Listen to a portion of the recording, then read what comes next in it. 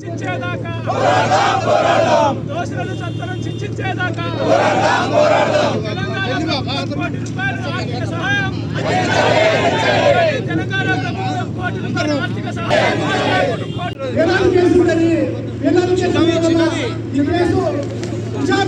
ప్రసారం జరుగుతుంది. అప్పుడు సాక్షులు కూడా వారు ఈ సంఘటనలు మరి సీరియస్ అవుతుంది కాబట్టి మేమందరం డిమాండ్ చేసిన ఏమంటే ఏపీ ప్రాంతము ప్రియాంక కుటుంబాన్ని న్యాయం జరగాలంటే రాష్ట్ర హైకోర్టు ఏర్పాటు చేయాలి. రాష్ట్ర హైకోర్టు ఏర్పాటు చేస్తే నిందితులకి శిక్ష పడే అవకాశం ఉంటుంది. ఎందుకంటే ఇందులో చాలా మంది మరి సాక్షులు వాళ్ళు అమలు చేశారు. ఏపీ ప్రభుత్వము 5 సంవత్సరాలకు 6 సంవత్సరాలకు 10 సంవత్సరాలకు కేసు విచారణకు వస్తే వారు సాక్షులు తారుమారు చేసే అవకాశం ఉంది. కాబట్టి రాష్ట్ర హైకోర్టు ఏర్పాటు చేస్తే 6 నెలల లోపల ఈ కేసు విచారణకు వస్తుంది.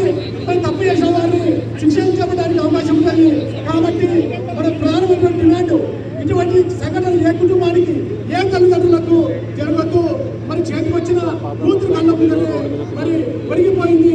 మరి ఈ కుటుంబానికి ఏపీ ప్రాంతం నుంచే మనకు డబ్బులు లెక్క కాదు, నష్టపరిహారం లెక్క కాదు, నిందితుల కఠినంగా శిక్షించాలా. మరి ఒక పీజీ చదవడానికి చెప్తే ఆ విద్యార్థి ఎంత కష్టపడుతుందో ఆ తల్లిదండ్రులు ఎంత కష్టపడి చదివించి